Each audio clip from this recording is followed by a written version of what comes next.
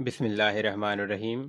आम खाकर दूध क्यों पीना चाहिए? जानें ऐसा करने से कौन सी तकलीफों से बचा जा सकता है। आपने अक्सर सुना होगा कि आम खाने के बाद दूध जरूर पीना चाहिए, लेकिन बच्चे तो बच्चे बल्कि बड़े भी दूध पीने से भागते हैं।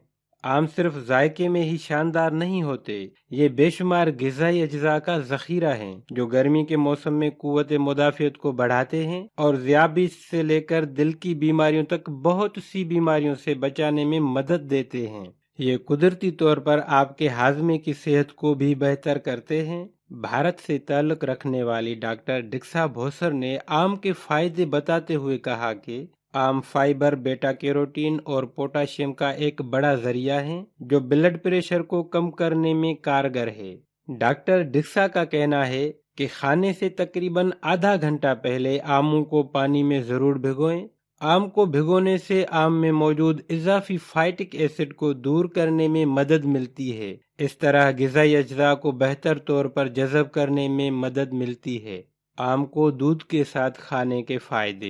डॉक्टर डिक्सा का कहना है कि आम का मिल्क शेक बनाकर पीना जिस्म को सुकून बख्शता है।